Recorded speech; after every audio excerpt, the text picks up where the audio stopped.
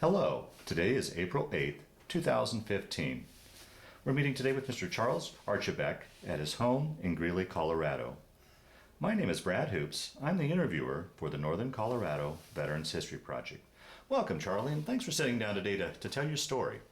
Thank you, Brad. I appreciate you coming this morning, and I think you're doing a terrific job for the veterans, and we appreciate that. The honor is truly all mine, Charlie, truly all mine. Let's start out, if we could, tell us a little bit about yourself, your date of birth, where you were born, a little bit about your family.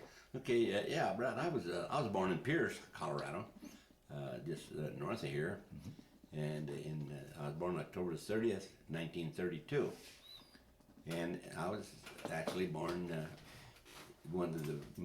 I was one of the first children that was born in the hospital here in Greeley. Oh, is that right? Yeah.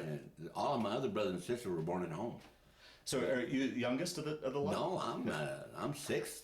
There's 9 of us. Oh, wow. And there was five boys and 4 girls, and I have 3 younger ones than me, and so it was quite a bunch. But we had a great family and had a great time. We all went to school in Pierce, and I graduated from high school in 1950.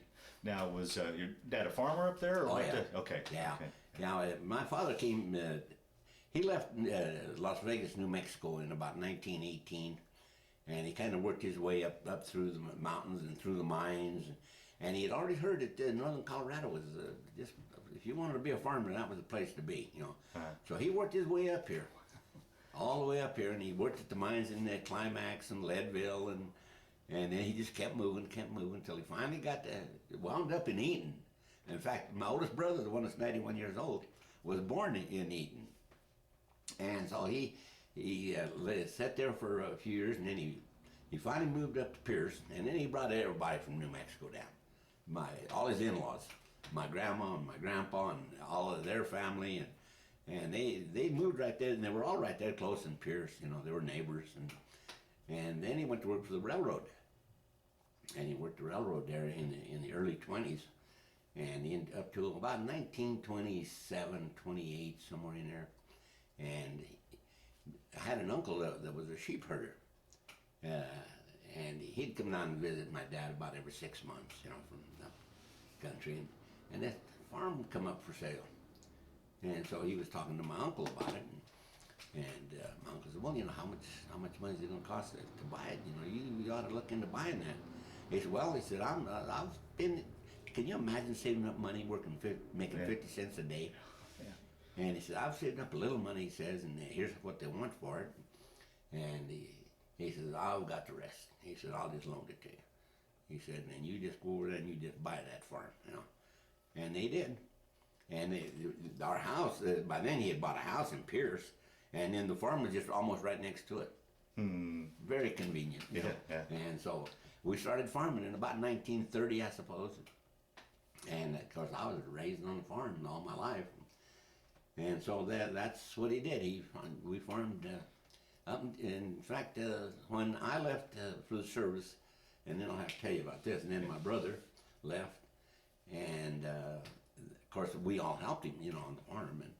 And of course after everybody left, it got a little bit tough for him by himself. So he decided he'd rent it out for a while, and he quit and kind of semi-retired. So which was a good deal. And then in 1950, like I said, I graduated from high school, and one of my best friends was a big, tall guy. He was a nice guy, and I'd have to go wake him up every morning to make sure he got to school. And then we'd get on his bike, and I'd get up on the handlebar, and away we'd go to school. Him and we'd get there on time. And he's a great basketball player, a good athlete, nice guy. And so we had a great ball, believe me, in high school. Had our sneak day and everything with our teachers and that. And we came back and got all ready to graduate. We were supposed to graduate on May the 10th. And so we had our caps and gowns and everything ready to go. Everybody was all excited, really looking forward to it. And him and 2 other seniors were bus drivers.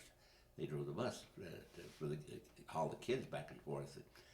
And May the 10th, why, it was on a Thursday. They went out on their bus routes and they came back and Nick, of course, that was my friend Nick, and he lived on the west side of town, and Bob, the other bus driver, lived on the east side of town where I lived. I lived on the east side of town. So they come back in from their bus routes, and this young little guy, he was a sophomore in high school, and he always wanted to hang out with the seniors, you know, big time. And so he was driving, you know, and so he just thought he was really something special, you know. So he told Nick and Bob, he says, Bob, he said, I'll just drive you home. You don't need to walk home. He said, I'll just drive you home. And so he says, come on, Nick, let's drive Bob home. So he said, okay, let's go. So they got in the car, and they were just, golly, what, a mile, you know, but they had to cross the railroad tracks. And so they crossed the railroad tracks and went over and dropped Bob off, turned around and went back, and there was a depot there in Pierce, pretty close to the intersection. But it wasn't that hard. I mean, you could see a train coming. I mean, golly, I crossed that a million times. And so evidently they were, you know, doing this. And so they got up on, it was a little bit of an incline to cross the railroad tracks. And they got right up on top of the tracks, and the train was right there. And hit them and killed them both. Right there. May the 10th, 1950. And so that was almost the end of my life, you know. Yeah, right. But anyway, we had the Navy recruiter up there, you know, talking to the seniors a couple of times. And I was kind of impressed with him. I liked the way he looked in the uniform, you know. And so, so the accident happened, and they were both gone. We didn't graduate. They called off graduation? Yeah, called it off. And then we had the funeral, of course, and all the seniors. There was only 7 boys, so I left 6 of us, just enough for pallbearers, you know. And so that's what we did. And then finally, on the 19th day of May, we went to the gymnasium, and we had the 14 chairs set. There was 14 of us sitting there, and then we had his cap and gown on the chair there. And we got our diplomas, and that was it, you know. Wow, boy. And his mom and dad was there, and they got his, and everybody just left, you know. But that was devastating. And every time I walked across that railroad tracks, you know, and so anyway, I knew exactly what, you know, well, we was farmers, and so we just went right to work, you know. Yeah, yeah. So my brother, just 2 years older than me, him and I went over on I believe it was on a Saturday morning, and we had a well up on the west side of town, so we had to shovel that ditch and make sure we could get the water back over to the east side. So me and my brother went over and started shoveling that ditch, and we went probably 300 or 400 yards maybe, and we decided to take a break, and I was already smoking by then, and so we sat down there in the ditch, and right across the street, my friend lived there, another one of my good friends. And so we were sitting there, and I looked over to my brother, and I said, Gene, is this what we want to do the rest of our lives, you know? Shovel ditches, you know? I said, you know, this farming is really not for me, you know? You know, because as you well know, I mean, you know, you talk about gambling. I mean, you know, they're the world's biggest gamblers, are farmers, you know? And so I looked at him, he said, well, he said, what else are we going to do? I said, you know, I'll tell you what I'm going to do. And I'm going to go across the street, and I'm going to ask my friend if he'll take me to Greeley. And he said, what are you going to do? I'm going to go down and talk to that Navy recruiter. Oh, you're going to join the Navy? And I said, well, you know, it don't hurt to ask, you know. So I went across the street and said, sure, I'll take you down there. So we came down here and made sure we got back before my dad got back, you know. And I was still shoveling ditch. And so we talked to the Navy recruiter, and he said, sure. He says, all I need is your birth certificate. He says, I was only 17. Oh, well, would you have needed your folks' Still okay. fine. Okay. So I said, well, I can go get that birth certificate. That's no problem. And I was baptized at St. Peter's. So I figured, well, I'll go over there and get it. Well, Monsignor Friegel kind of gave me a bad time there for a little bit. And we had another wonderful priest that we had built Our Lady of Peace just for that. And we brought Father Dominic in Wonderful guy, wonderful guy. And I was walking back to the post office, and that's where the recruiter was. And Father Dominic got there at the same time, and he said, "Oh," he said, "am I glad to see you?" He says, "You know, we've been meaning to get up to see you. We got a little bit of a scholarship here for you from the church." And I said, "Father," I said, "I think you're a little bit too late." I said, "I just joined the Navy about 10 minutes ago." I said, "But Father, you can do me a favor." I said, "I can't get my birth certificate from St. Peter's." "Well, let's just go get it." We did. We went and got it. I came back and gave it to the recruiter, and he said, "Okay, here's what's going to happen." He says, "Get your mom and dad to sign. And this is I'm sure it was a Saturday." And he said, "Then Monday morning, I'll pick you up at 7 o'clock in the morning. And what we're going to do is I'm going to bring you back to Greeley. You're going to get on the train here in Greeley. You're going to go to Denver and take your physical and everything. And if everything goes right, you'll be on your way to boot camp." Wow. Just like that, you know. I says, "Wow." So I went home and I told my brother Gene, I said, "What do you think, Gene?" I did her, you know. So I told her, well, of course, you know, if you ever wanted anything, you go to your mother. Yeah, oh, sure. So I went to my mother and I told her what I did. She said, I'll talk to your father about it. He said, he'll understand." So, yeah, they called me in, and I said, "Oh boy." So he said, "No," he said, "Son, if that's what you want to do," he said, "that's fine." He says, "You know, I'm not going to hold you back." He said, "I'll go ahead and sign it." So they signed it, and then that weekend I was having a blast as I was leaving. Sorry to say. So, and so we got her all done, and Monday morning he came. There he was. Came down to Greeley, got on the train, stopped in Milliken, and picked up a couple of guys, and went on into Denver. And all day. Now, your buddy that drove you down, it was just you that enlisted, or did he enlist? No, just me. Just you? Just me. Well, it begs the question, here's this landlocked farm boy from Colorado joining the Navy. Why'd you choose out of all the branches? Like I said earlier, the recruiter had gone up to our school. Well, the Army guys had gone too. But I kind of fell in love with their uniform. You know? Oh, is that right? Okay. I thought it was neat, you know, the white hat and the whole bit. And I said, well, if I ever go into the service, that's where I'm going. Okay, you know? okay. So I got to Denver, and it was an all-day affair. And about 3:30, 4 o'clock, they stood us up next to the wall. There was, I believe there was 8 of us from here. There was some from Denver, nice guys also. And he said, "All right, guys, here, we're going to do it." He said, "If you want to back out, now's the time." Everybody just stood there. He said, "Raise your right hand." We did. He swore us in. Then he started yelling at us. And so he said, "All right, you damn bunch of swabs, let's go get on that train," you know. And away we went. The sad part about it was, we got on the train, and they were very nice with us and everything. And we came right through here. Oh, boy. And right through Pierce. Oh. And I'm sitting there looking out the window, you know, and I can see our house, you know. And there stands my dad out in the field watering, you know. Here's where I would have been. Yeah. And the old train just zoom, and away we went, you know. Well, now, much like your generation, growing up, you probably hadn't traveled too far away from home. Was this your first really big trip away from home? The furthest I'd ever been was Greeley. Wow, boy. And Cheyenne. I'd been to Cheyenne a few times. Yeah, well, I'd never left home. Right.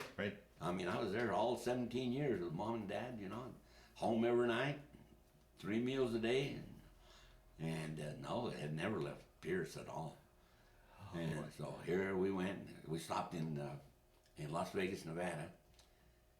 And I looked out, and we couldn't get off there. And so we looked out, and here's all these palm trees. I said, "What in the God's world? They grow in the United States, you know? Palm trees? I thought the palm trees were growing in Hawaii or somewhere, you know? And here they all are in Las Vegas, you know? So that was quite a surprise to me. And then we went on into California, and we went through up to Long Beach, and then from Long Beach straight south to San Diego, and the ocean's right there, you know. And I'm looking at that, and I said, wow, I don't know about that. I may be out there someday, you know. And so we get to San Diego about probably 6 o'clock the next day in the evening, and they got us off the train and onto the bus and took us to the training center. And they said, well, you guys haven't had dinner, so let's go get something to eat. And so we walked into the mess hall, and I didn't like the smell of the mess hall, first of all, to start with. And from there on, I'd eat, you know, I had to, you know, but because they were good meals. I mean, very nourishing meals. I gained a lot of weight, and that I wasn't really in love with their food. So anyway, off the training. Well, what really made it bad was we got there on May the 27th, and we couldn't start training till the 1st of June. We had to get 80 men in the company, so we had to wait as they kept coming in. Okay. And these two chiefs were going to be our company commanders, and so our company commander, he said, "Okay, while we're waiting, we're going to start out and do a few things." And so he got us all back there and got us all mustered in and lined up. And he said, "Now, big, kind, tall, really, really a neat looking sailor, you know."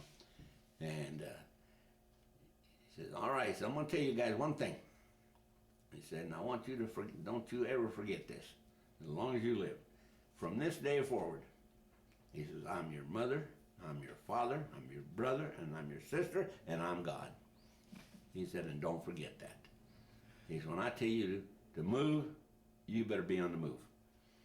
And so when I tell you to jump, you better jump. I don't care if it's 2 inches off of the ground, but jump, you know." And and he laid it on us, and I said, "Oh my God, you know, I don't know if I can hack this, you know." And it turned out he was the nicest guy you ever wanted to meet. Great company commander. I was sorry to leave him, you know. And so his assistant was there, and I'll tell you a little bit about that. And so we started, finally, June 1st, we went into training, and we started in, and that was the beginning of our boot camp visits. It was good. It was hard. I mean, to tell you, it's tough. You know, you got to. So, yeah, how was that transition for you, going from military or civilian life to military life? It was tough for me. Was it? Yeah. Well, do you think as a farm boy you had a little bit an edge over the city boys, or? Oh yeah. Yeah. Yeah, a big edge over them. You know, I had a lot of experience that they didn't have. Yeah. You know, being in the city, they didn't know anything. And just knowing, I mean, just the hard work of farm, I had to have it.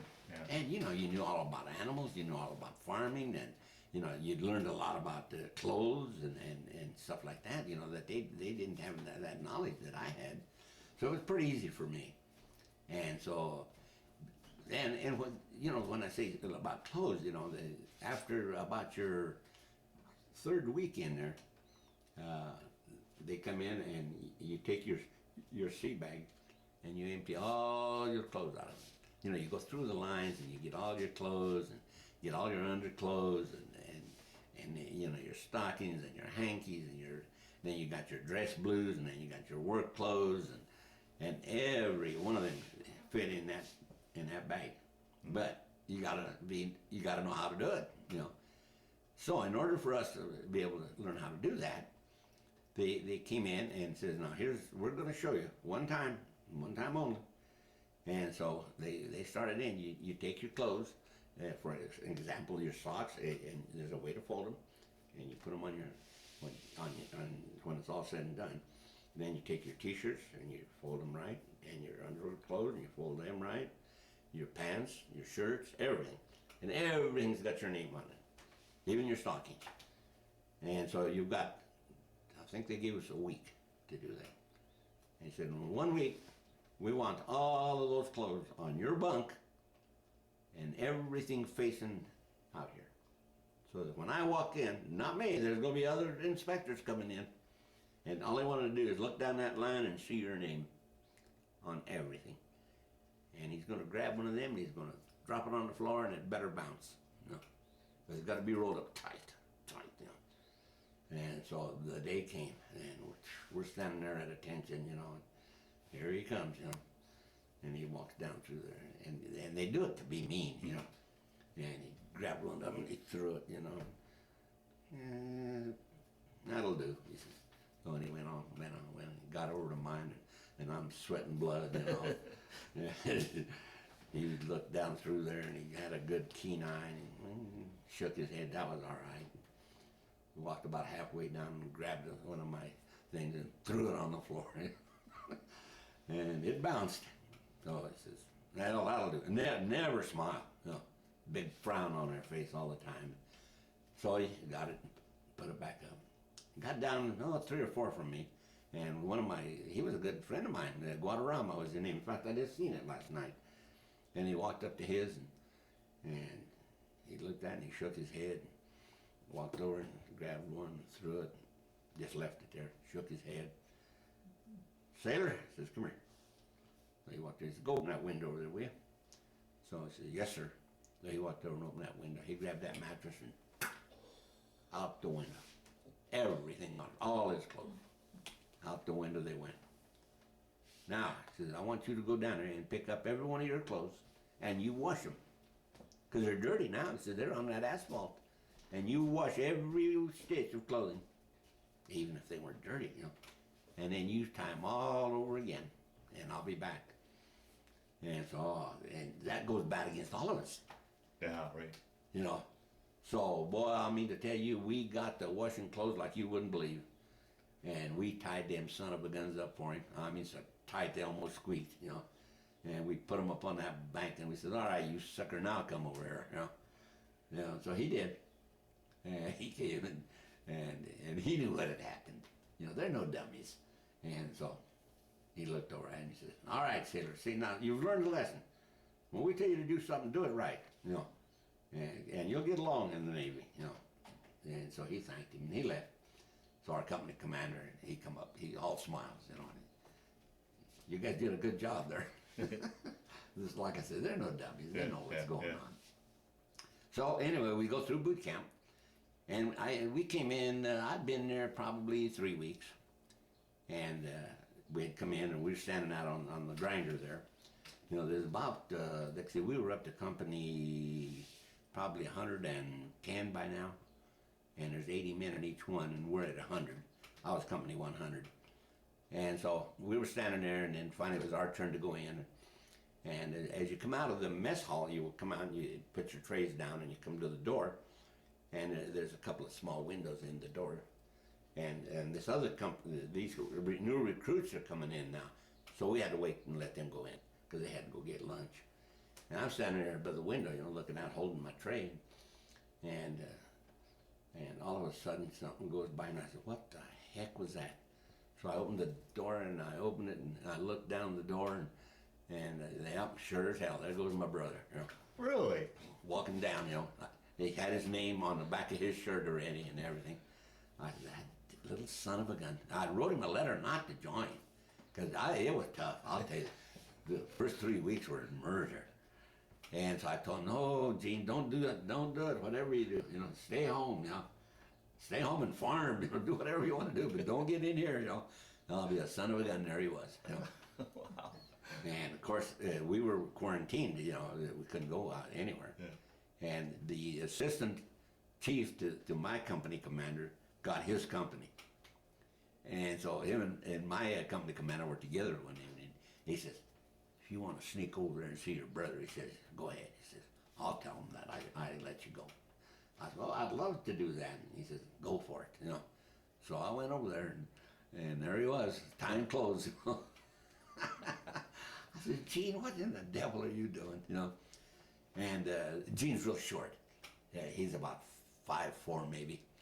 And my grandpa was about the same size. And anyway, the shortest guy always has to be the leader. Oh, you know, because he sets the pace when you're marching. Okay. Because he's the shortest legs, you know. So you put a tall guy up there, he'll kill you, you know. And so he got to be in the front, and he also got to carry the flag. So the minute I see their company coming, I knew where he was, you know. And so on August 15th, I graduated from boot camp. Now, between that time, in June, the war broke out, correct? Yep. Okay. Yep. I'm glad you brought that up. Yes. It was June the 25th or 27th or something. 25th, I believe it was. And we were out on the grinder doing exercises when they come told us the news, said that the Korean War had broke out, and said things are going to drastically change for you guys. And he said, here's what's going to happen now. He said, we're going to cut your training down by 2 weeks. He said, you're not going to get 2 weeks leave to go home. We was promised to come home, after boot camp. And we were looking forward to that. And he said, you're not going to be able to do that. He said, we're going to move you immediately to a station, a duty station. You're not going to be able to go to school. They promised me they'd send me to school. And he said, we're going to train you right on the job. What you want to do. He said, but we're going to train you right on the job. And so he says, well, if that's the way it's got to be, it's got to be, So on August 15th, I graduated, and our chief was standing there, and he said, okay, he says, as I call your name, you fall out, and I've got your orders ready for you. And so, first name out of the barrel, he called me, Archibeque. I thought, oh, Lord, now what? So I go out, and then there's about 10 of us that got moved right away. He says, now here's your orders. He says, you don't need to look at them right now. He says, but when we get all done, then I'll go over them with you. So he waited, and he got the 10 that got transferred right away. He got done with them, and he dismissed the rest of the company. He said, we'll get you all out of here within 10 days, where you're going. So he got mine, and he said, okay, what you're going to do is you're going to go over here to Moffett Field, or Coronado Field, which is right next to San Diego. He said, there's going to be an airplane there. I said, oh, no, an airplane. He says, and we're going to fly you to Moffett Field, which is up north. And he said, from Moffett Field, there's going to be a car waiting for you. And they're going to take you to Treasure Island. I said, oh, my God, what's Treasure Island? He said, and then we'll go then you'll go from there. He said, so you do exactly what these orders say. So I said, okay. So I went and packed my sea bag, and I said goodbye to Chief Burns. I later learned that he had died in a car accident in California. Wonderful man, wonderful man. So I got my sea bag all ready to go, and I went over to Coronado Island and waited, and here come an airplane, So I had to get in that thing. Yeah, it was just a small plane, First plane ride? Yes. Oh, boy. And it was a little plane, it wasn't the big old, like we got today, And so the guy was nice, and he asked me if I was scared, and I said, well, yeah, And so we got on that dadgum thing, and away we went. And we flew up to Moffett Field. It was a good ride, but we flew over the water, to get there, and that scared me, I said, what if this thing goes down, So anyway, we got there, and I got my ride over to Treasure Island. And I don't know if you're familiar with Treasure Island, are you? So you know what that's all about. And so, but they're so slow at doing anything, they don't get excited. And there's a bunch of sailors sitting there working, they're doing their jobs, as yeomen. And we had nothing to do, and that's not good. Yeah.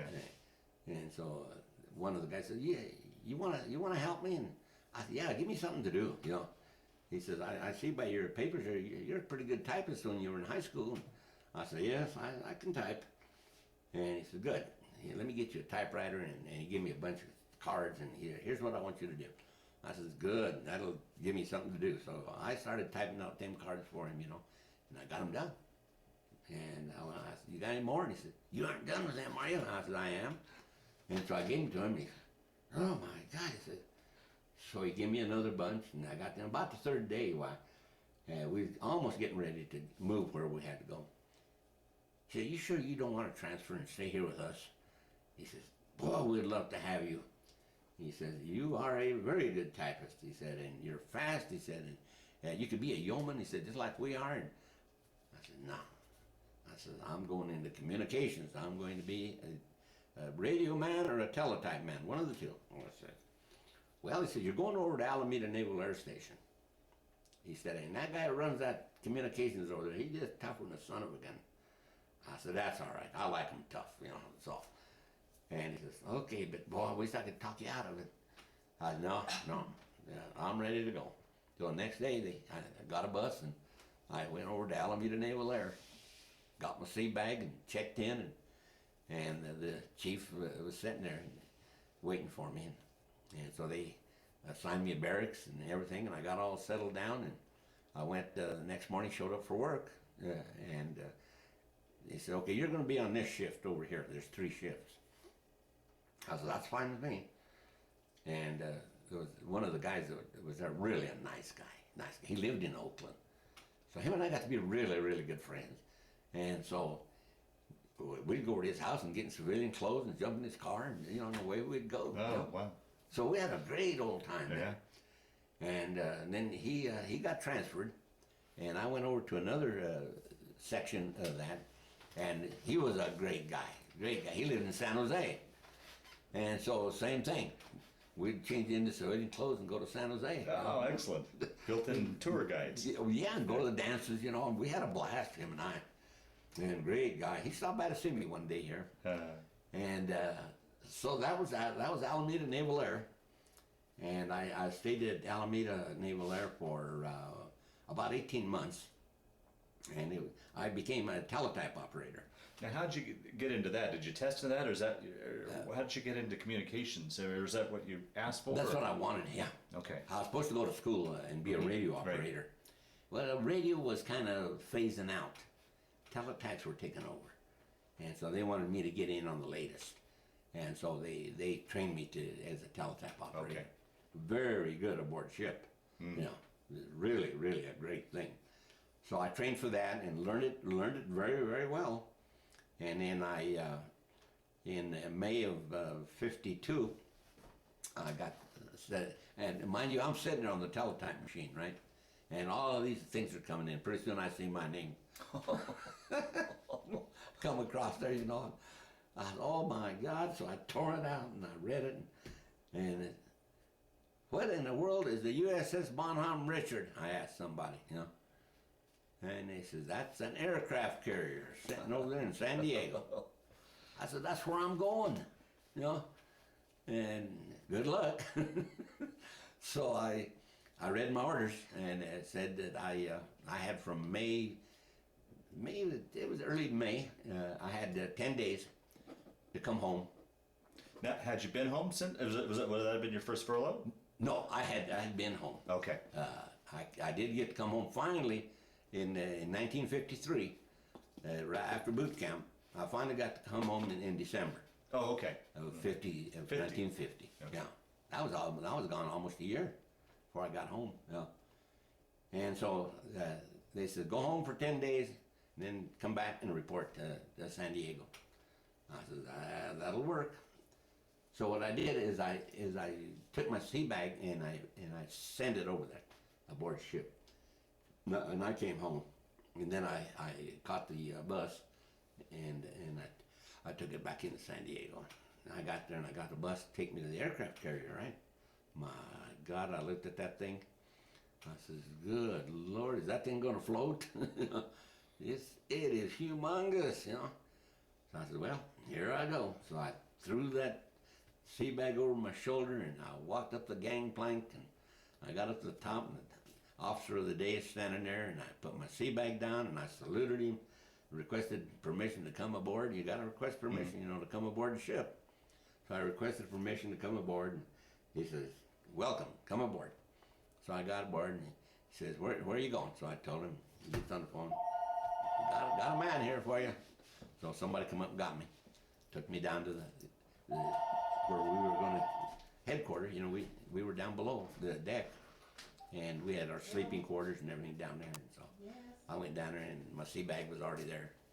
So I emptied everything out, got my bunk, and of course they were like hammocks, but you know, they had chains on them and everything, and they come down, you know, up, and then there was 3 of them, and but they were all right. I was on the bottom bunk, so it made it kind of nice.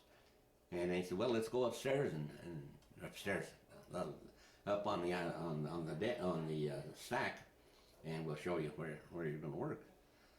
So we went up and up and up and up and up and up on the hangar deck, and then up on the flight deck, and then from there's the island, sitting there. And he said, "You're going to be way up there." I thought, "Oh my God," So I said, "Geez, man, this thing's big," So we got up there and opened the door and we walked in, and here's all these radiomen sitting there, teletype operators over here, and only two operators there. So I said, "Okay, they showed me around and says, there's the machine you're going to operate on."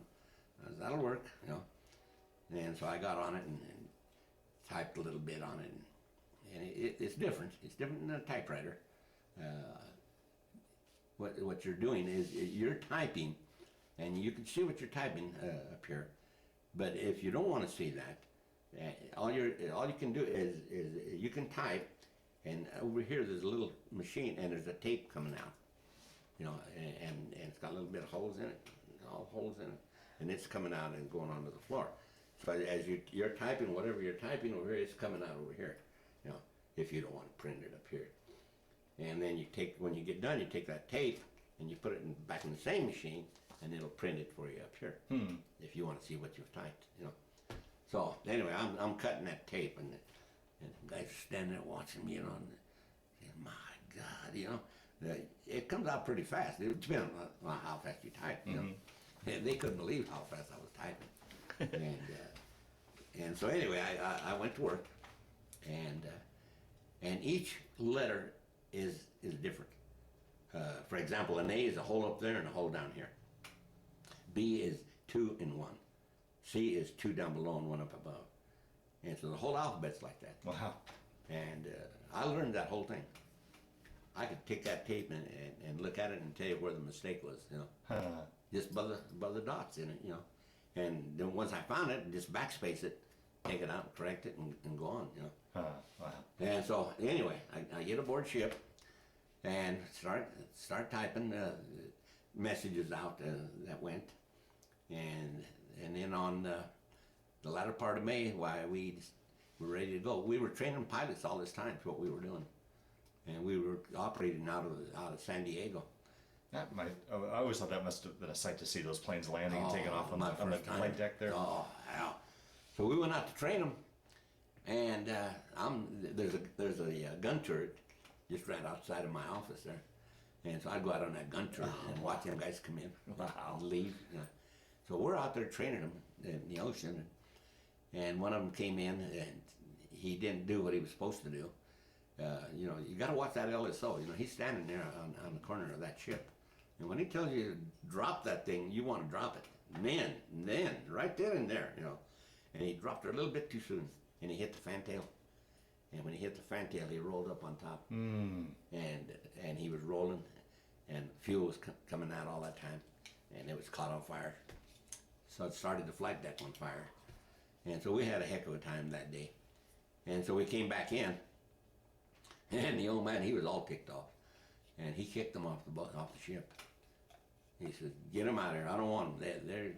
I can't train them. He said, get me another squadron, So they got us another squadron, and we went out and trained them. They were a little bit better, but that was their first time on a carrier too. I mean, golly, and it's scary when you land that thing.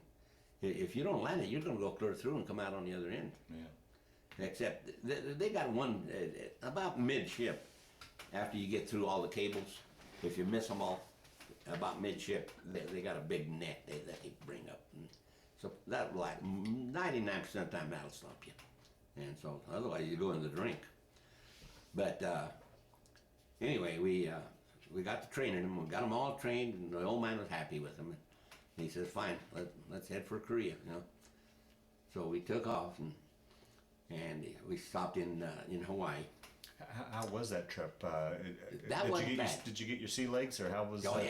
Oh, good. Got them real good. Oh, okay. Really, really good. Oh, good. The sea wasn't too bad right there, and I got my sea legs, and I was able to work really, really great up there. I liked what I was doing, and the food wasn't too bad, but I'm pretty easy going, and so I made good friends with all the cooks, you know, there's people in the right places, and so I could get a lot of stuff that I wanted. Well, I know a lot of the farm boys that I've interviewed when they were out to sea and such.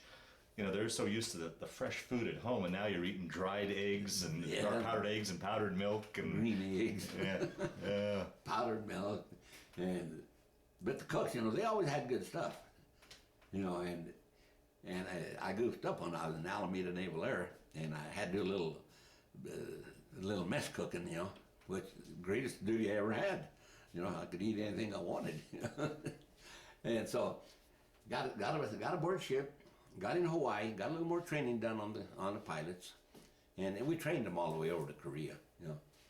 And so we're leaving Fort Island, and the old man comes on and says, you know, we're going to show off here on tomorrow morning at 0400 hours, and he said, but by the way, he said, there's a typhoon between here and Japan. He said, but we're going to go around that sucker, you know. He said, instead of taking the course we were intended, that's where the typhoon is. We'll go around that thing. So we shoved off, and we could see the ocean starting to get a little rough, you know.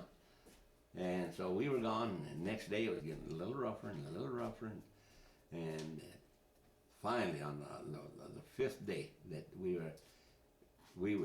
it was so bad. I mean, that you couldn't. I'd look out of the porthole, and I don't know if you're aware or familiar with the fact that when you're in a fleet, like we were, you have your aircraft carrier, and that aircraft carrier has to be protected because it doesn't have any protection hardly of its own, you know. So it has to be protected.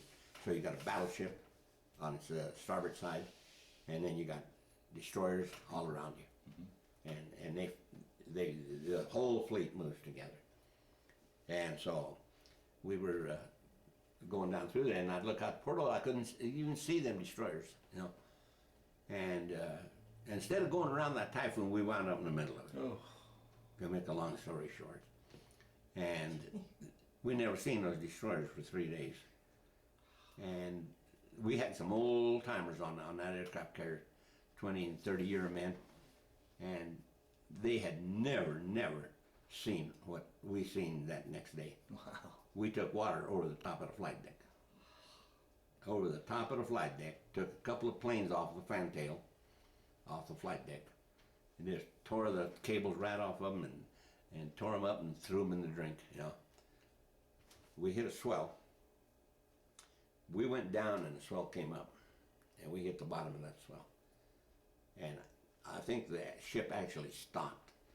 And it shook and vibrated so bad that I thought it was going to just fall to pieces and go in the drink, you know.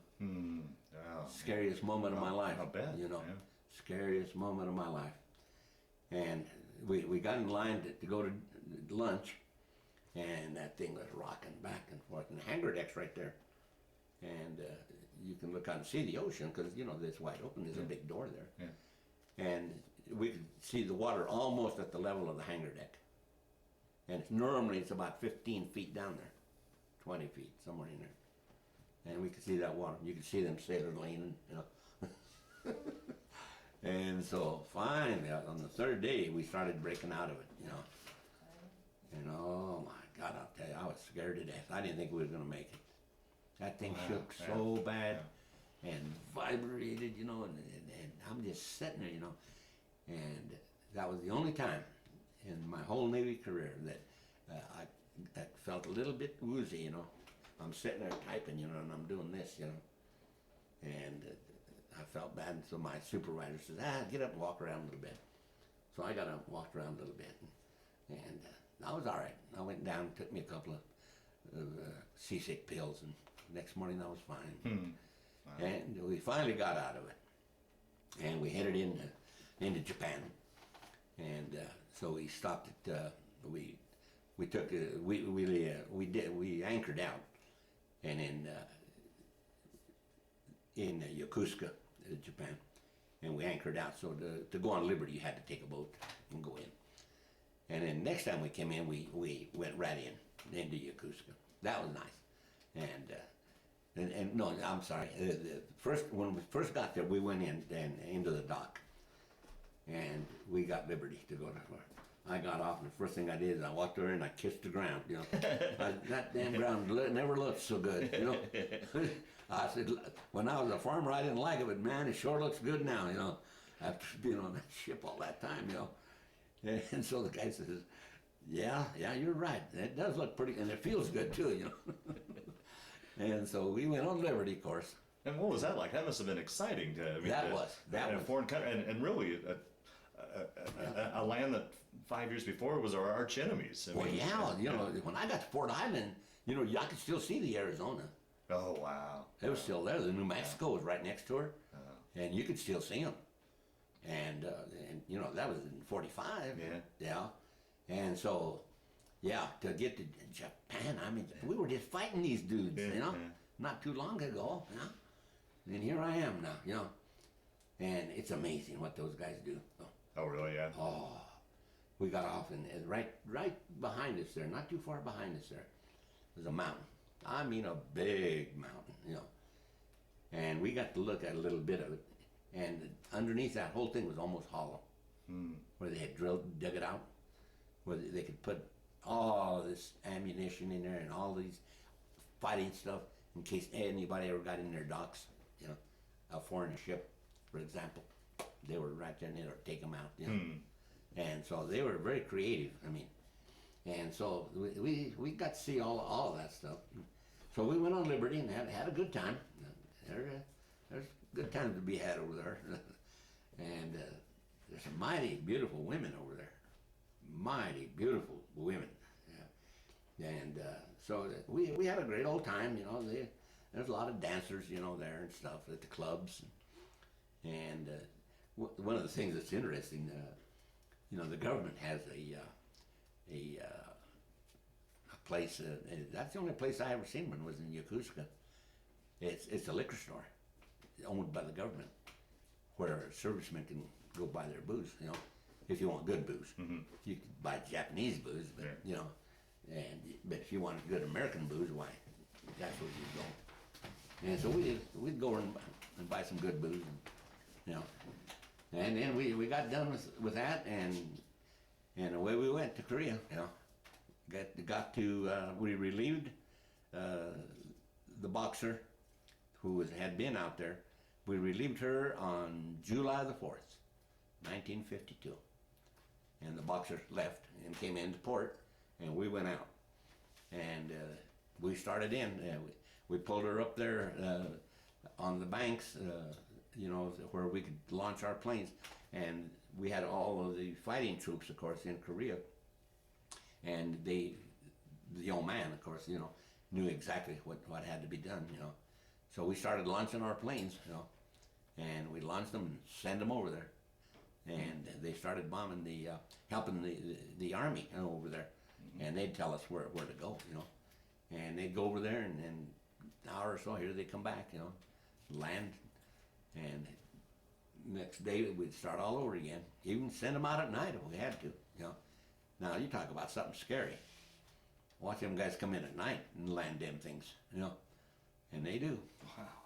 And we're standing up there watching this whole thing. Oh, wow. What a great view. As they're coming in, And every once in a while, they'll miss one. We had one come in and it missed, and he did something wrong anyway, and it went over to the side, and of course it's right there. And he got her there and he got her stopped. But she's doing this, and he's sitting in there, and we're standing there watching, And we said, them guys ought to go grab it by the tail and hold it down, And instead, they went and got a cherry picker, and took it over there and reached in and pulled him out of the thing. The minute they pulled him out, right over she went. Oh boy! $1 million down the drain, But anyway, those were exciting times, while we were in Korea. We got a message one day, and we had another aircraft carrier operating next to us. I believe it was the Enterprise, and the message came over our speakers also. We had a pilot coming in. He had been over there, and they were strafing, and he went down to strafe, and his dadgum Korean people had stretched the cable. Oh, I'd heard that, yeah. across there, and he hit that cable, and it hit the canopy, and he of course he was blinded immediately. But he knew what he had to do, and so he took the plane up, and his right wing man noticed there was something wrong, so he flew over there and got right next to him, and asked him what was wrong. So he told him that he couldn't see, Okay, he said, fine. He said, I'm going to take you home. He said, so you just follow my commands, he said, and we'll go home. And so they notified everybody in the area. And so we sent our chopper over in case they needed it. And everybody says, here he comes, And he brought him in and he turned him around. And he says, okay, you're going to go down now. And I'll tell you when to drop it, And so he flew right alongside of him, alongside the carrier, and he was on top of the carrier. And when he says, drop it, he dropped it, caught the first hook. Wow. First hook. And everybody, I bet there was 4,000 sailors standing up there, And they were cheering, and we were cheering on the other one, And they got him off the plane and took him to sick bay, of course, where the doctors could examine him. But we got him home safe. But that was quite a story. Yeah. And of course, I was in communications, so I was in charge of sending anything that had a real powerful meaning and something that the president would want to see, and I had to make sure that he got that, that the president got it immediately. So I had to get right up there and type it, and of course these are all codes now. Yeah. They're coded messages. Yeah. And so all I'm typing is codes, just 5-letter groups, 10 to a group, and then we send it. When it gets to Washington, they take it and put it in another machine that decodes it and puts it in English so that the president can read it. So that's what I had to do. Wow. And so it was interesting. And so we were out there 90 days. And then the Boxer came in to relieve us. And so we go in to Yokosuka. We're anchored out. We send the guys in to get the mail, to bring it out, and then we'll see about Liberty. Before the mailman could even get back, the old man got on the box and says, I'm sorry to inform you, but we must go back and relieve the Boxer. A plane came in with a hung bomb, and it exploded on the flight deck. And so they're out of commission. So he said, we got to go back and relieve them. So here we go back. And oh my God, we're about ready to get on the Liberty boat. Right. So here we go back. And so, of course, this time it was only 60 days. And the Boxer went into Sasebo and got repaired and then was ready to go back out. But that was quite an experience there. Wow. But it was a great experience. Well, Charlie, talk a little bit about life on the aircraft carrier. I mean, here's a virtual floating city, probably 4 or 5 times the size of Pierce, or probably even more so. Oh, I mean, talk about life, about Okay. your living conditions, the food, what you guys did when you weren't on duty. I mean, just okay, the life aboard ship was good, really. It's like a floating city. I mean, every Friday we could go down and they'd bring on. You could go down and get an ice cream cone or get you get you some desserts, on Fridays. And then we had a post office. You go down and buy stamps and that. And we had a geedunk, a stand where you could go buy, all kinds of goodies, whatever you wanted to buy. And so you could do that. And then we had 3 meals a day, of course. Eggs were a little green, but that's all right. They didn't hurt nobody. And the meals were not bad, And then, of course, on a Sunday, we had that was kind of a standard all over the Navy. It was all cold cuts, And so you go get your cold cuts, and they had a lot of little peppers jars, little jars of peppers. And so I like that, So I get them little peppers, and eat me a sandwich or whatever, So that was good. And then when you weren't on duty, actually, you were actually on duty. You were 4 on and 4 off. You'd go on for 4 hours, and then you were off 4 hours. And you'd do that all the time we were in the war zone. So we had fresh guys in there all the time, And then when you were off, you'd go down And I did a lot of reading. Yeah, and I made sure I had a lot of books when I left. So we made sure we had a lot of good reading material. And then, of course, you always got your little gambling casinos going here and there, And so we'd go back and do a little bit of that when we weren't on duty. And so, you find stuff to do to entertain yourself, And then, like they had, you could go up on the flight deck when you weren't in the war zone, and they'd have skeet shoots, Oh, really? Oh, Okay. yeah, right aboard ship. You could shoot skeet, and so that was kind of interesting. And then one day they, just the one time he did it, the old man pulled her up and let us go over the side and go swimming. And they got these big nets, they put down. And so that was interesting. That's a big ocean. I don't think I could swim across it. But that life aboard ship is boring, a little bit, because it's over and over and over, because there ain't a whole lot else you can do, But they keep you pretty busy. During the times that you're off, they'll probably find your deck needs to be painted, so go get some paint and paint your deck. And all the bulkheads need painting. Better paint the bulkheads, And one day they go over the side and paint. They put them in a boatswain's chair and send them down there and stand there painting, And they was going to send me over one day. I thought, oh my God, I can't do that. Ain't no way, So I said, hey guys, I got a dentist appointment. I got to go see the dentist, and which I did, but not that day.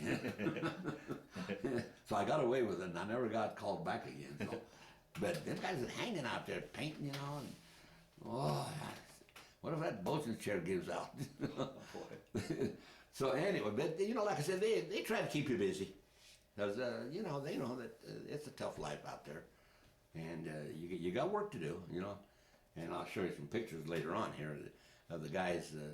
In fact, I had some of my good friends who were doing it. They were out there pushing them planes, getting the planes ready to launch them, and then getting them ready to take down below, and refueling them, and putting all the bombs on them, and getting them ready. And boy, sometimes they wouldn't get much sleep, and so they'd just climb. I'll show you. And one just climbed under a canopy and went to sleep, And so you're busy over there during the wartime. Would you get plenty of sleep? I mean, it would be kind of hard with 4 on 4 off to get a good, No, good sleep. you never got a real good night's sleep. Yeah. You'd sleep 4 hours, and you get used to it, And then eventually you'll go to 6 and 6, and then 8 and 8, and but they rotate you, So sometimes you're there from midnight on, and then you're on from 8 in the morning till 4 o'clock in the afternoon. And stuff like that. So they keeping you moving around, and then of course they want you to do a lot of letter writing, write home and write to your friends, and anybody you can think of, Because the more mail you get, the better it is, And so I'll show you a few pictures. And was that pretty reliable mail? I mean, when you guys were out to sea, I mean, Yeah, pretty much. Yeah. Not every day, of course, but they'll fly it out to us. During the month, or we'll bring up a lot. Well, let's see, about probably every 2 weeks, maybe it's every 3 weeks. We'll bring a replenishing ship up alongside of us. That was pretty fascinating too, to watch it being resupplied and refueled. And they bring us bombs, fuel, mail, everything. Just pull up alongside of us. And of course, what they do is they'll bring up alongside of it, and you got to be careful. Yeah. And then they take this thing and they shoot it over to you. It's a rope. And it's one time we were there, and it was kind of windy, and this guy was shot it and missed, shot it and missed, shot it and missed. The old man came on and said, "Are you going to get that damn thing over here? You want me to come over there and do it for you?" And he got kind of irate at him. Or shall I pull this damn ship over there? Finally, they got it over to us, And so then they pull that rope over, and then they start putting the stuff on another rope and hauling it across. Same way with fuel. Wow. And so they bring our mail too, so that's kind of nice. I mean, that was your only option. I mean, in today's world, we've got instant messages and computers, but your option was mail. Oh yeah. It'd be a piece of cake in there now. Yeah. You know, with iPads, you know. Yeah, now, right. Yeah. You know, I don't even know what they do. That's how they communicate. I'm sure. Yeah. You know, things have changed drastically. Yeah. You know? And I'd like to see one of them now. They got a brand new one out. So anyway, that was the life aboard the ship. But then, you know, they got a laundry, and so you put your laundry in there, and then they take it and do it for you. And then they bring it back, and then you got to go through it and pick all your stuff out, you know. And so that's quite a chore too. And then you got to make sure and put all your stuff away and put it in your locker and stuff. And then, like I said, then if you were off, most of the time I'd just go up and watch them flight deck, you know, when they were coming in and going out. That was interesting. But life wasn't too bad. And then, you know, we made a lot of friends, and so we'd get together, and one of the guys, he had somebody back home, and they'd send him all the latest records, little 45, you know. And so he had them all westerns too, and I loved westerns.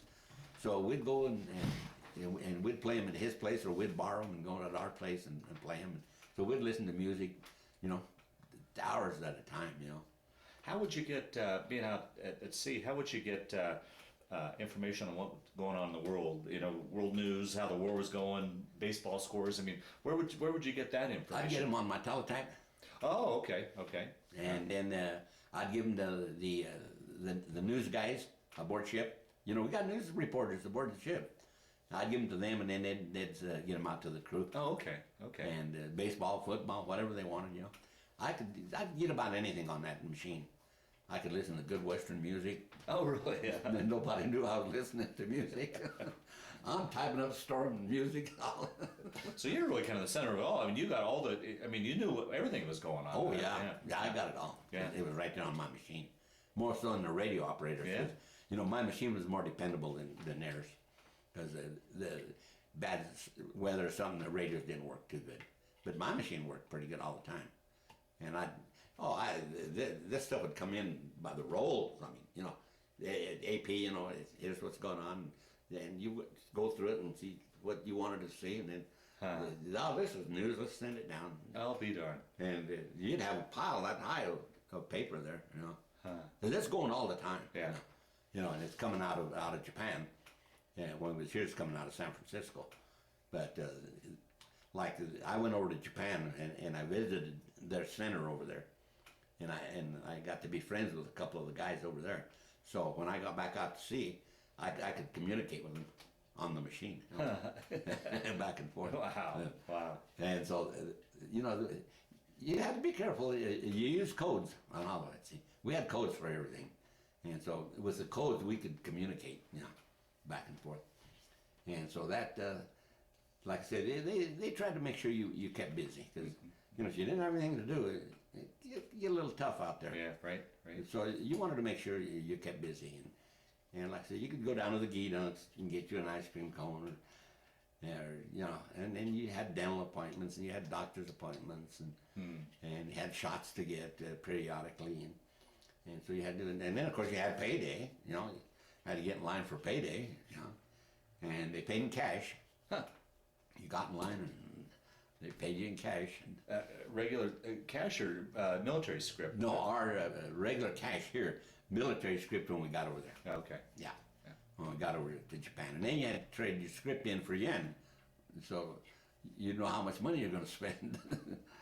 But most of the stuff was pretty reasonable over there. You could buy stuff for 50 cents. Yeah. Real reasonable. But life aboard ship was good. And like I said, we made a lot of friends. We had a priest aboard ship, and so we'd go aboard, we'd go up on the flight deck or the hangar deck and have mass and rosaries in the evenings. And then twice, I think it was, while we were out at sea, they brought some talent aboard. Oh, okay. And that was neat. And then they brought the commander of the 7th Fleet, Admiral. We had an admiral. We were the flagship anyway, so we had the admiral aboard ship. But then they brought Colonel or Admiral Fletcher in. He was the commander of the 7th Fleet. He came aboard and visited us, and so that was kind of nice. Yeah. Of course, we were all up on deck, and in dress uniforms, waiting for him. So that was kind of interesting. And like I said, my job was really really important. I had to be on top of everything and make sure. And I got to where I could cut 125 words a minute, and I'd be cutting that thing, and that tape would just be constantly running, no stopping. And these officers, mind you, would come in and stand behind me, just to watch me, do that. Every night, 7 nights a week, we had a report of what we did in Korea, how many bridges did we take out, and how many oil wells did we take out. It was a long report. It was a big, long report. And we had to get that to the president, and so I had to type that every night, every night, 7 nights a week, about 10,000 groups on it, probably. Wow. And so I had to go up, even if I wasn't on duty, I had to go up and type it out. Oh, really? Yeah. And like I said, it's a tape, so you learn how to take care of that tape, So I'd get that tape and get it all typed up. There's no mistakes on it. I'd get it ready and I'd send it right to Washington. Wow. And it would go and then they would transmit back. They received it, Then they'd decipher it, and give it to the president, so he could see what we did that day. And so it was, and my job was such that I had to be there most of the time, Even when I was off duty, I'd go up there. Now, as I told you earlier, they had 2 operators when I got there, and I had to constantly train them both. Oh, is that right? Yeah. I don't know who trained them, but they weren't in. I had some good trainers when I was in Alameda, and they were civilians. We had civilians there at Alameda Naval Air. In fact, there were 2 ladies that were teletype operators, and then we had our own sailors that were teletype operators. So I had some good teachers on that, and so I learned her pretty good. Yeah. So you guys just did the one tour then to Korea and then came back, or no, just one tour. Okay. Yeah. Okay. We got done in December. In fact, December 23rd, we got back into Yokosuka, and the old man came aboard, and or on the speakers, and he says, "All right," he says, "we got 2 choices. We can stay here and have New Year's with the Japanese people, or we can go to Hawaii and have New Year's. Where do you guys want to go?" Obvious, And he said, "Fire her up, let's go." No, we fired her up and we left. And we got to Hawaii, of course, and we were there for New Year's Eve. And then we left and we got to San Francisco on January the 10th. And we got to San Francisco and we dry docked her. We put her in dry dock. Next morning we went out and it was in dry dock. And I walked out there and I looked down and I thought, my God, there's more down below than there was up above, That thing is humongous down there. I mean, it looks like there's no end to it, And then the screws, back aft, big as this house, Wow. And so we dry docked her, and they were going to see what they were going to do with her. And then there was a cruiser, heavy cruiser, there also in San Francisco, and they were remodeling it, or they were doing a lot of work on it. And so I transferred over to that. Oh. Over to the USS Toledo. And I got on the USS Toledo, CA-133. And I went aboard to that, and they were, like I said, they were doing a lot of work on it. And so I helped them do all that, and then they were getting all new radio equipment, all new teletypes, and the whole bit. So I got to really, I got in on that, and I got to help them set everything up, how they should be, and how we wanted them. And we finally got done. That was in January that I went over there.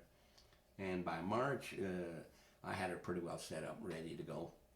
And then about probably June, we took her out to sea and see what she could do, see if everything was working good.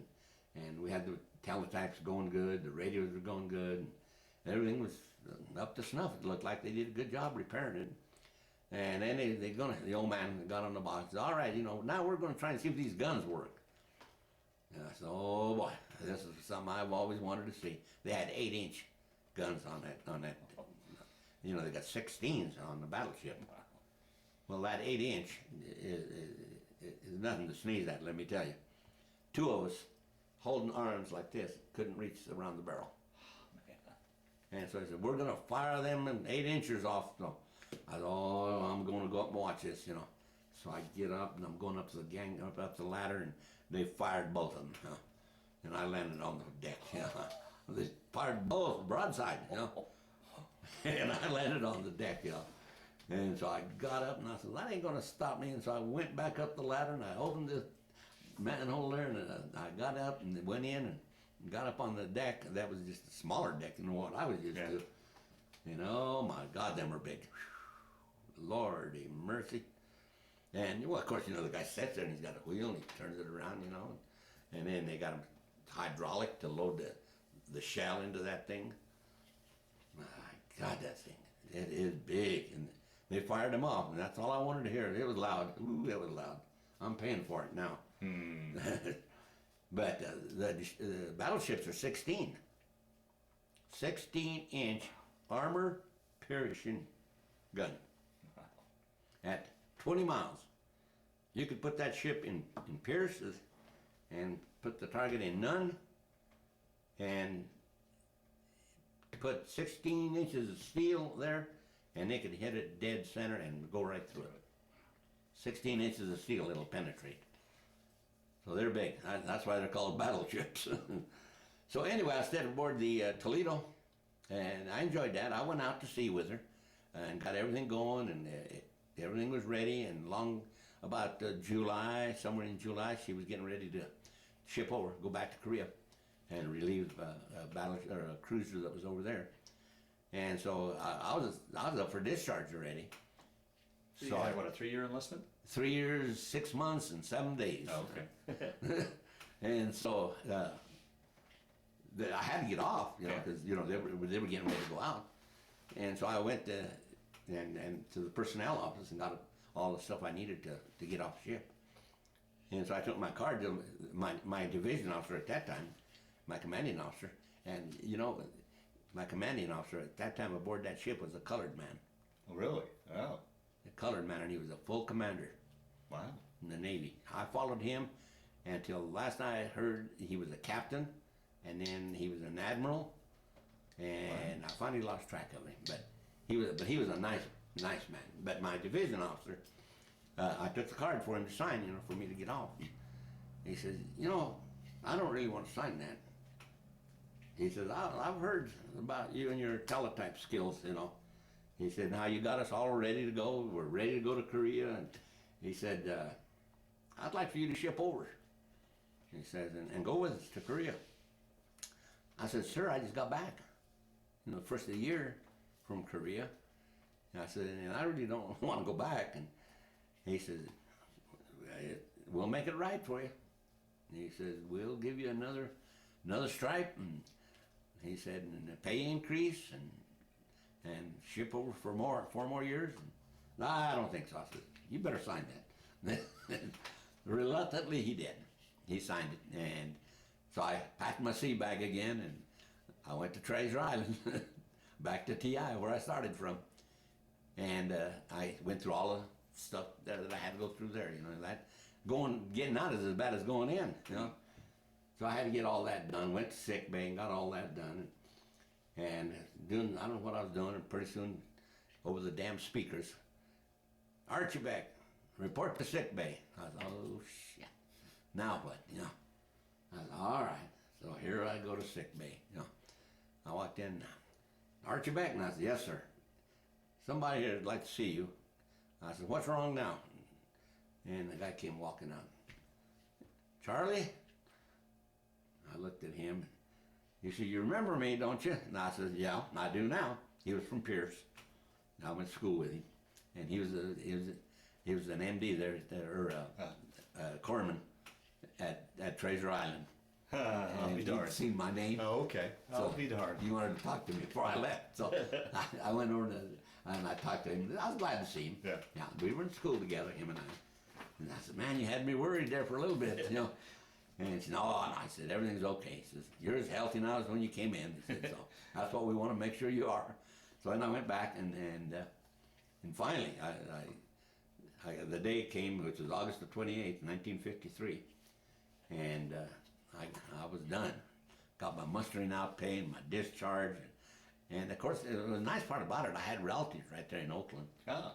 So I got all my stuff and I went over and there was an Army surplus store there. So I went right over there and I had a little bit of money. And so I went in and I talked to the guy and I told him what I wanted. And he said, we'll fix you right up. So I bought me a suit, a nice blue suit and a tie, you know, and the whole bit. So I put them on and I went over to my cousin's house, you know. They wanted to see me in uniform, you know. And I said, no, the uniform's already packed up and gone home, you know. So I stayed, we had a big party that night. They had a big family out there, and so we had a big old party, going away party. And they wanted me to stay out there, and so, nah, I said, I'm gone. Next day, I put my uniform back on, put my suit away, and I walked out on the highway and I started, you know. I did that for 4 years, hitchhiked home, you know. And I got a ride right away to Sacramento. I got a ride to Las Vegas. I said, that's nice, I'll go gambling in a while, you know. I was only 20 years old. I hadn't even turned 21 yet. Wow. So I went gambling, and I said, that's enough gambling. So I went out and I sat down on my suitcase there alongside the highway and, you know, started summing a ride. Here comes this 18-wheeler, you know, and he slammed on the air brakes and he says, get over here, sailor. So I got over there and he had a sign on the back, no riders, no hitchhikers. So he took it off and threw it in the cab. And he had a relief driver with him, and he said, he's going to be in the back. You get up here in the front with me. And he says, where are you going? I said, I'm going to Colorado. Are you familiar with the traffic circle in Fort Collins? I said, sir, I am. I said, I've seen it many times. I'll drop you off at the traffic circle. Really? Wow. All the way from Vegas, Nevada, drop me off at the traffic circle there. A couple of kids raising hell, you know, going around and around that traffic circle. And about the fourth time they came around, they spotted me and they stopped. And, where you going, sailor? I said, I'm trying to get home. Where do you live? I live up Pierce. Well, get in. We'll take you home. I'm a little reluctant. They were a little running around there, and so I said, okay. So I jumped in the car with them, and they were having a great old time, you know, asking me all kinds of questions. And so, well, before you knew it, we were in Pierce, you know. And they said, okay, where do you live? And I said, this is good. I can walk from here. No. Where do you live? So I showed them where I lived, and they took me almost right to the damn front door, you know. I got my stuff out and thanked them, and away they went. So I was home. Wow. So that was quite an experience. One of the scariest moments, of course, in my life, for my career, was the night of the typhoon. But we were, I was sitting there, in fact, I was on my machine about, oh golly, I don't know, it was at night. I'm going to say it had to be somewhere around 10, 11 o'clock at night. And I'm sitting there typing, you know, and the sea was kind of calm when all of a sudden the damnedest explosion you ever heard. And I thought, oh my God. And one of the things you're trained to do is, as a teletype operator, you're going to hear 5 bells, and then you're going to hear 5 more, and then you're going to hear 5 more. The minute you hear them bells, you get on that machine and see what's coming on, you know. Then it says, oh, see it. Oh my God, here it comes. So I got it, got the message, and I took off downstairs to where the old man was. And the Marine, of course, you know, they guard them all the time. And I said, hey, I ain't got time for you, buddy. I said, where's the old man? You know. And he says, he's in there. So I walked in there and I gave it to the old man. The Sound General Quarters. So they sounded General Quarters. And of course, during General Quarters, I had to be back aft. But I went back up to my duty station, and I had to be in there too. So anyway, then right after that one, another explosion. So we didn't know if somebody was bombing us or what in the world was going on. So he right away instructed me to radio at Sugi, Japan, where the Air Force was, and tell the Air Force to get out of here. You know, so I did. I sent a message, and I'll bet you by within 30 minutes, we had launched all our planes. They were off the ship. Air Force was over us, you know, and they were all up there in the air. You probably couldn't even see the sky. There was so many of them up there. All of the Air Force from Matsugi, I know, was there. And so they searched everything, and they couldn't find, there wasn't a ship anywhere in the water. Nobody on land had done anything. And so finally the old man, he came on, and then pretty soon I got another message. And I sent that down to the old man. And he said, oh, okay, call General Quarters off. Tells the Marine, you know. So they called him off. And then he gets on the thing and tells us, our lead ship, mind you, our lead ship, the destroyer right in front of us, hit a mine and it blew the bow off of it. When the bow went, the boiler went, you know. And that's what the two explosions we heard. And he was right in front of us. If he had missed it, we were so much bigger. Yeah, than him. right, yeah. We'd have caught it. Right. And our explosive magazines and everything are up forward. You know, and if that had blown that part of that ship off there, it had taken, probably lost the ship. Yeah. But that can got it instead. So he says, okay, slow everything down for the night. You know, he couldn't go anywhere. I mean, you know, he was cruising, you know, maybe 2 knots or something. So we slowed the whole fleet down till next morning so we could take inventory. Next morning we looked out there and the whole bow of the thing was gone, you know. So the old man says, okay, take her into Sasebo and see what you can do, you know. So they took her into Sasebo and they moved another can up and put it in front of us, you know. Wow. So that was scary. Yeah, I'll bet. That was Yeah, scary. I'll bet.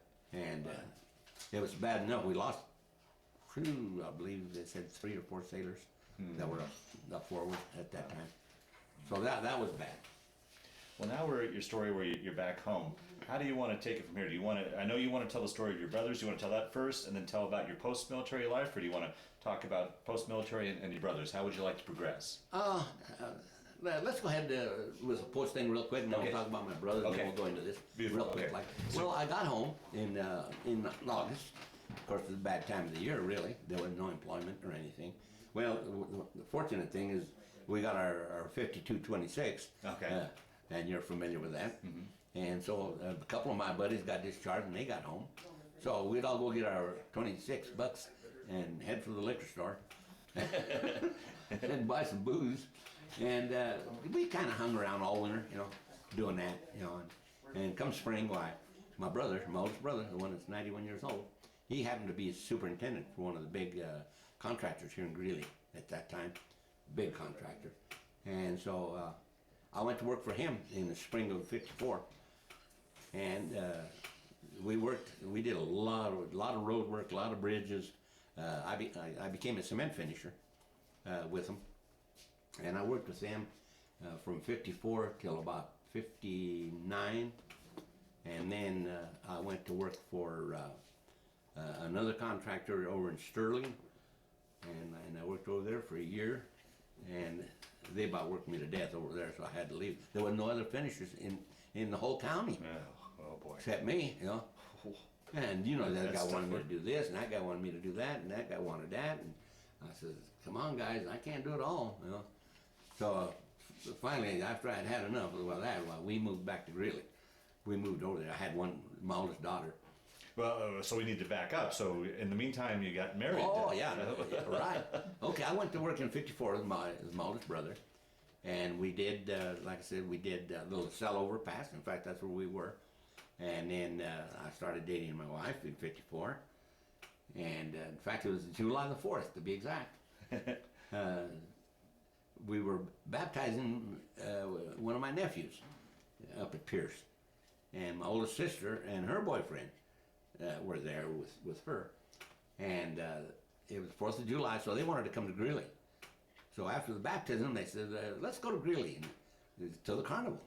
I said, okay, let's go. So she went and asked her mom if she could come with us, and then we'd take her home. They lived here in Greeley.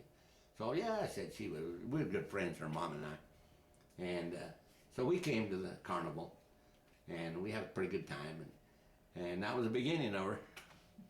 And 54, and then by the following spring, by the following 4th of July, we were already engaged to be married. So, so in August, good old August again, August 29th now. I wanted the 28th, but they wouldn't marry us on the 28th. So we got married on August 29th. Of 55? Of 55, yeah. So 60 years this year. 60 years. Wow. That's a pretty good spell. Okay. Pretty good spell, 60 years. So then I continued my construction, and then I went to Cheyenne and worked construction up there till 1961. And then I went to work for a guy here in Greeley, and I finished up a job for him. And the guy that was furnishing the stuff for the job that we were doing was also an international harvester dealer up at Eaton. Wonderful, wonderful gentleman. So he said, "What are you going to do this winter?" And I said, "Well, I'm done with construction." He said, "Why don't you come out and go to work for me?" He said, "I could use you." He said, "You seem to be real handy with tools and stuff." And he said, "And my mechanics can use some help." And I said, "Okay, I'll go to work for you." So I went to work for him. Come spring, he said, "Well, you're about ready to go to construction, huh?" And I said, "Yeah, getting ready." He said, "I'll tell you what," he said, "boy, they tell me you're doing remarkable work back there, you know, that you'd make a good mechanic. Would you mind if I offered you more money and stay on and be one of my mechanics, you know?" And I said, "Let's go for it." I said, "I always said if I could get a steady job that would pay me money every week, like, you know, construction, you're off all winter, I'd take it." So I took it. In 62, he sold out to Allison Cap, who were international harvester dealers in Greeley, big harvester dealers. The contract with Henry Brown was that the mechanics come with it. So we came to work for Henry Brown, or for Allison Cap Equipment Company. I worked with them till 69, and I quit, and I went to work as I thought I'd go into insurance sales, and I did. Nice, good company and everything, but I found that wasn't for me. I didn't like that at all. So I hung around a little bit, and I finally got on with the city. I went to work for the city, and in August again. August was my good month for everything. Yeah. In August of 1970, I went to work as a building inspector for the city of Greeley. And I went to Cal Poly, to a plant checking school, and I came back and I became one of the plant checkers. So from 1980 to 1990, the 10 years before I retired, I was their head plant checker and building inspector. So you had, what, 20 years with the 20 city? years, I did that. And I retired in August of 1990. And of course, at that time, we had opened up a restaurant here in Greeley, my wife and I and my family. Oh, okay. And it was called Mirasol, Mexican restaurant. And Mirasol, of course, is the brand of peppers that I raise. They call them Mirasol because they grow up. You know, most peppers grow down on the vine. Mm-hmm. These grow up looking at the sun. That's why they call them Mirasol. Okay. Mirasol means look at the sun. Mm-hmm. And that's what we named our restaurant. Had a very successful restaurant. We ran it for what, 10 years? 8 years. 8 years. And so it got to be a lot of work. Oh, yeah, restaurant business. Boy. Ooh. That's 7 days a week. Yeah. And so we finally decided to sell it, and we did.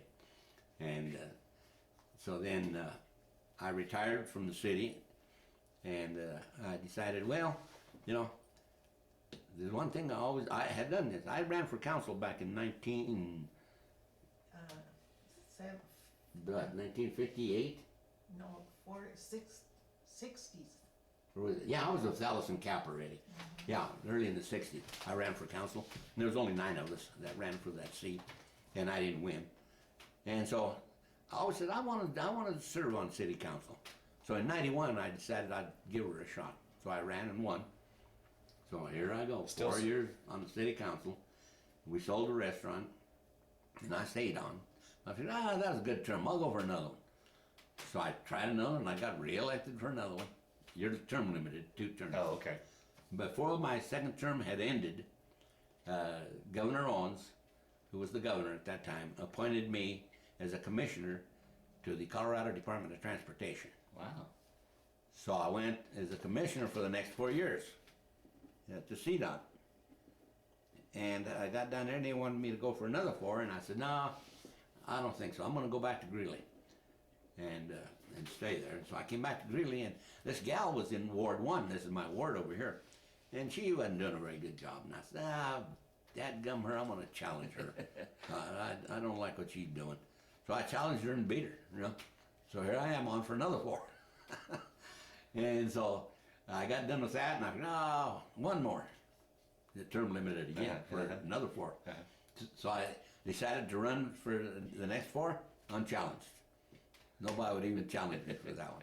So I'm finishing that up this year. Oh, wow. November I'll be done. 16 years I'll be darned. as a councilman, 4 years as a commissioner, and 20 years there and 20 years working for the city of Greeley. I'll be darned. So I did my 40 years. Yeah, right. So I'm ready to retire now.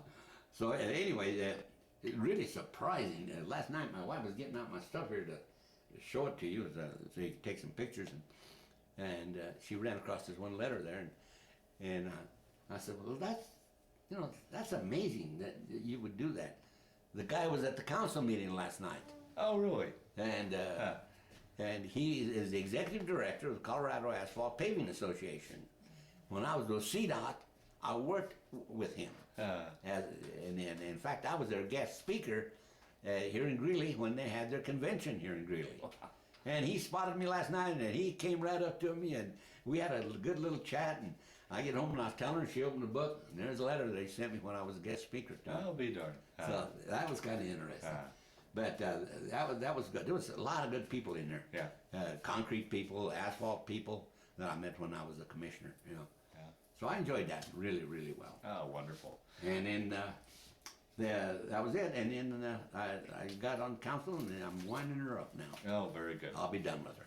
Well, let's talk a little bit about your family, and then we'll jump to your brother's story, and then we'll wind down and go to the pictures. Okay. As I said earlier, we got married in 1955. Our oldest daughter was born in 56, and we had 7 children. Okay. 6 girls and 1 boy. Oh, boy. That was my son that just left. Oh. And they were all born here in Greeley. And we started out with our oldest and in school right here down the road here a piece. And then we had all of the other kids, and we sent them all to Catholic school. All of them went to Catholic school. Wow. They got, before they could get out of Catholic school, the university, which is University High now, it used to be College High back then, they were just waiting for Catholic kids to get out of school, and they'd take them, you know, right over to UH, you know. So all of my kids wound up going to UH. And then my oldest daughter went on to college and got her degree, and she just retired. She's a school teacher. My son, he went on to college. He's got his master's.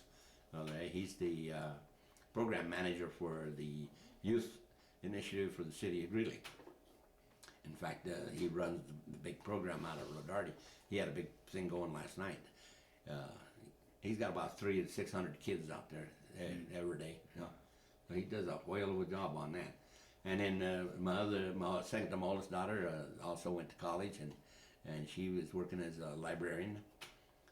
And then they all graduated from high school, all of them.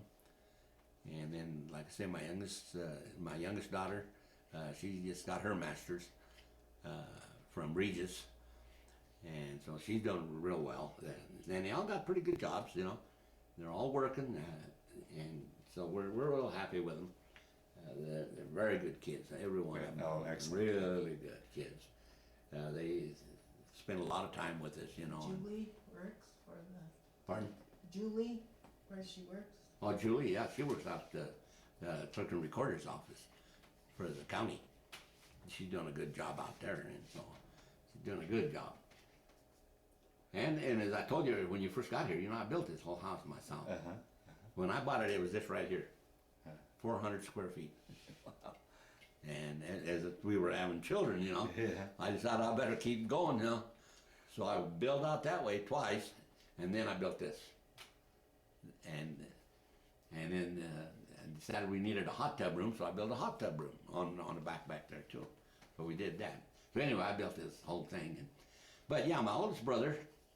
Well, you talked about children, grandchildren, great-grandchildren? Oh, yes. Yeah, I'm surprised they're not already here. But we get them almost every day too. We have 12 grandchildren, 5 greats, and 1 on the way. So that'll give us 6 Oh, greats. wow. So 12 and 6, there's 18 of them, grandkids. Oh, and they're a lot of fun too. They're all live here. Oh, nice. Every one of them nice. live here. Yeah. And in fact, Jess is our oldest, right? Yeah. Granddaughter. She just graduated from college already. And my grandson, he's a professional barber here in Greeley. God, what a barber! Man, that guy's good. Huh. He's got a whale of a business. He can't keep up with it. He's got so many clients, and so they're doing real good. So the next generation's doing it just, yeah. just They're doing well. real good, and even the younger generation, my grandkids, you know, Yeah. they're my great grandkids. They're doing great Oh, in good. school. You know, they're my 2 granddaughters and my 2 grandsons are all at UH. They're going to school there, and they're all athletes. I have a heck of a time keeping up with them. You know, they got a ball game, they got a volleyball game, and jeez, you know, they're good athletes. Good, good. My grandson, he's going to be a basketball player like you won't believe. He was a high scorer. He's only a freshman, but he was a high scorer for the year. Wow. And he's murdering in 3-pointers. Yeah. You know, you leave him open, he's going to beat you. Of course, he'll come over here and he'll spend 4 hours out there shooting hoops. I got a basketball hoop out there for him and everything, you know. But that's all. He loves to do that, you know. Oh, good. He's going to be a whale of a basketball player. And of course, Duke the other night, he makes sure he watches them and gets everybody's name, what they do and how they do it. He's good about that. But no, the kids are all doing good. They all got good jobs. Nice. Doing great. They own their own homes. Wow. And so we're very, very proud of them. They're doing a good job, all of them. Excellent. That's good. Yeah. And then that's about it. Yeah. Alrighty. Well, let's. I know you wanted to tell. You've got. You're very proud of your family and service. You wanted to talk about your brothers. So Right. let's tell. Well, I've already told you about my young brother, just older than me. Yeah. How he wound up in the Navy too.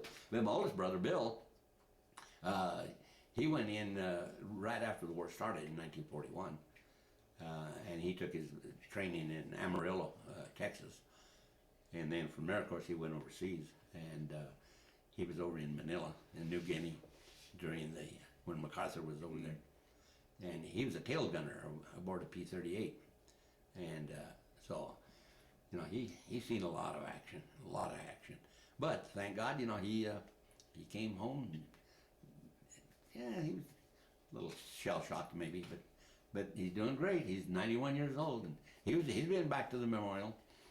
He got to go to that, and so he went and came back and got back. My second oldest brother decided, well, he wanted to go take a shot at it, so he goes in, and he goes into the Army. And he spent the next 4 years doing that, and then he got out, and then me and my brother, we both went in the Navy. And then we got out. My younger brother, the youngest, he said, well, he wasn't going to be left out, so he joined the Army. So he was back in Kansas and that, and got his training back there and that. And then he went off to another couple of duty stations, and then got out, and so there's 5 of us. Wow.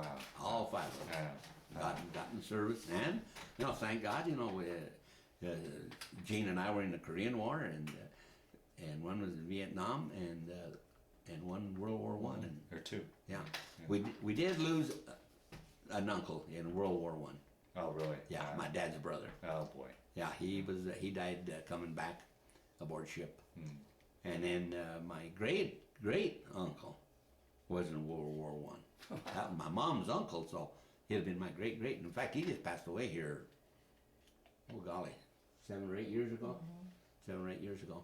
Huh. Oh, he used to come and visit me all the time. Get on a bus, come up here, stay overnight with me and visit with me, and he'd tell me a few stories about the war, you know, when he was over in France and aboard ship. Wow. I got the book, he gave us a book.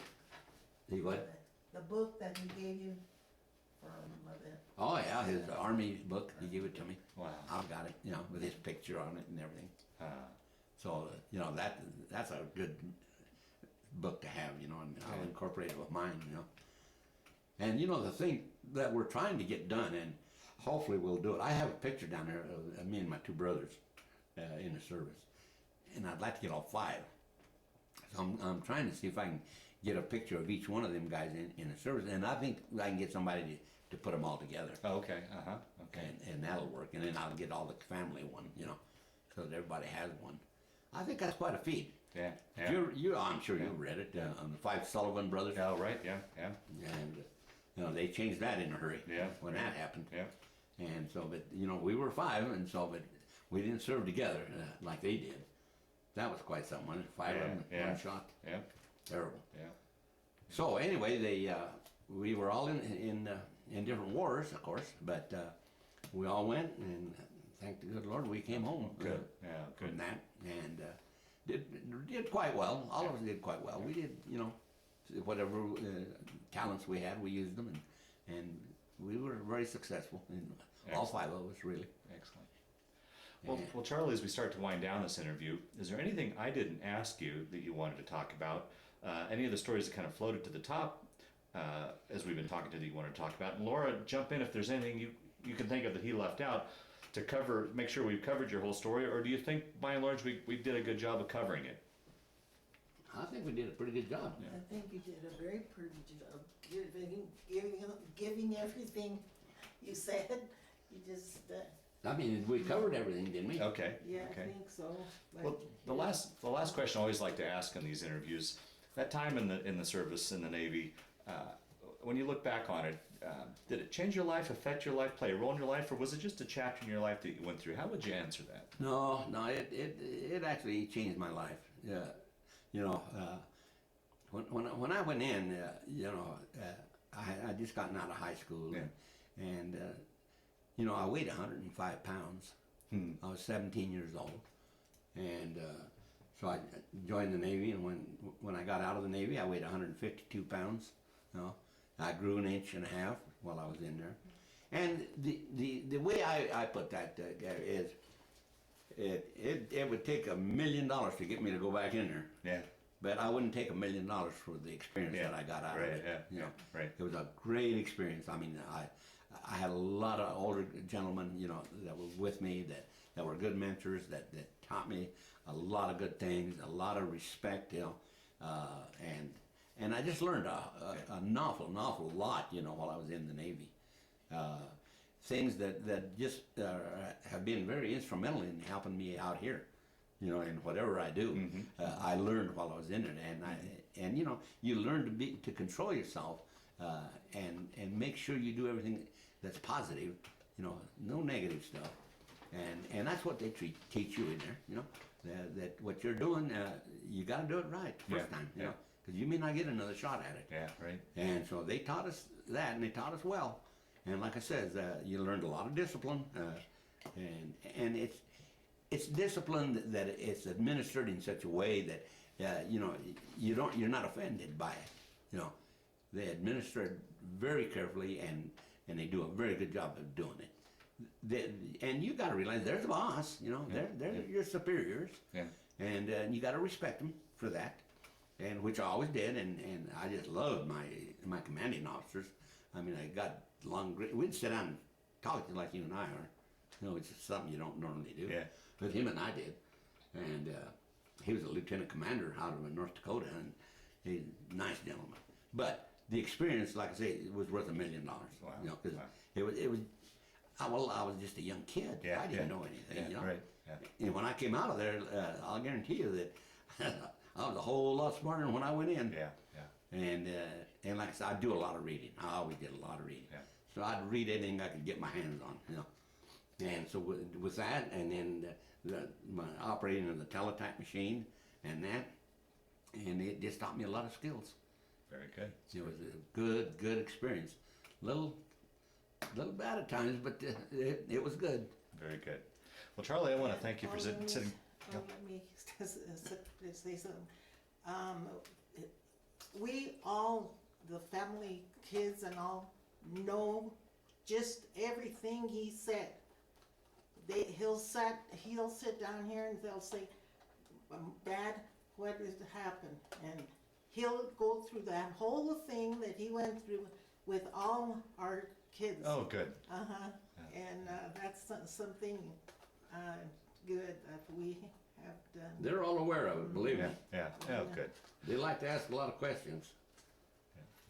Well, Charlie, I want to thank you for sitting down to tell your story today. But just as important, I want to thank you for your service to our country. Thank you. I appreciate what you're doing.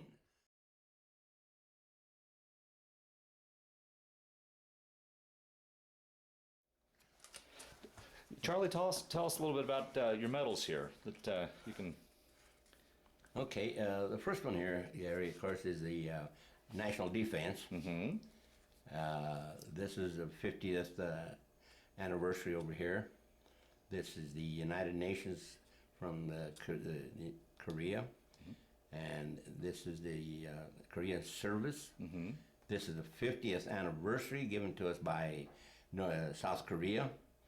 And these are all the ribbons. Ribbons that go with your medals. Yes. Very good. And then the ribbons go with the medals. Mm-hmm. Very nice. And that's what we got during the Korean conflict. Yeah, this is going to be interesting.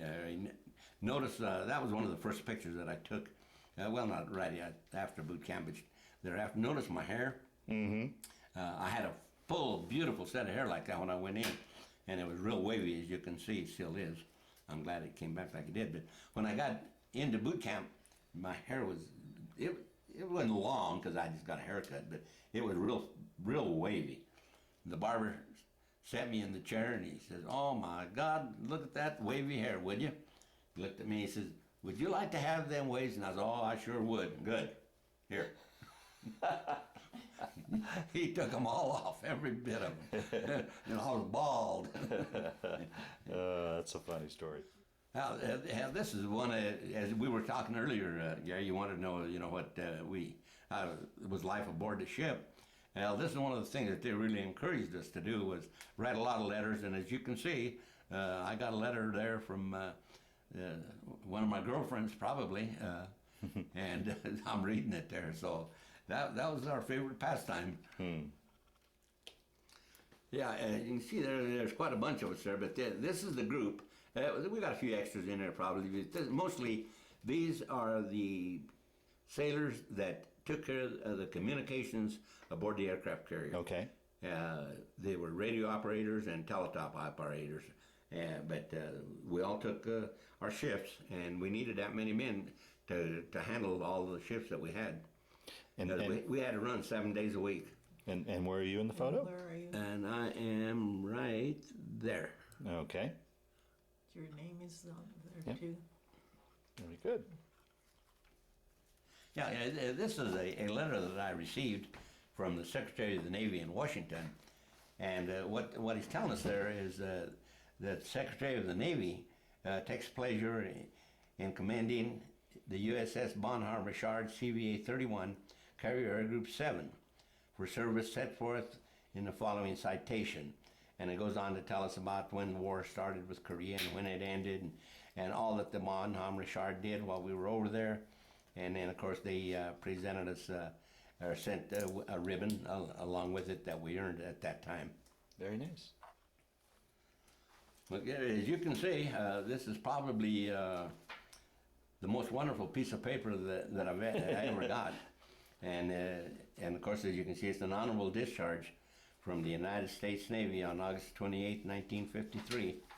And I worked awfully hard to get that, and believe me, I was sure glad when I got it. Yeah, what you got there in front of you now is a really a wonderful thing that Northridge High School did. They put on a program for all the Korean veterans to honor all the Korean veterans in Greeley. And there was a wonderful program, and we had a good turnout, And let me tell you, they rolled out the red carpet for us, and we had a wonderful day. And really, I made a bunch of wonderful friends there that I still have today. So I just want to thank the great job that the students at Northridge did. Very nice.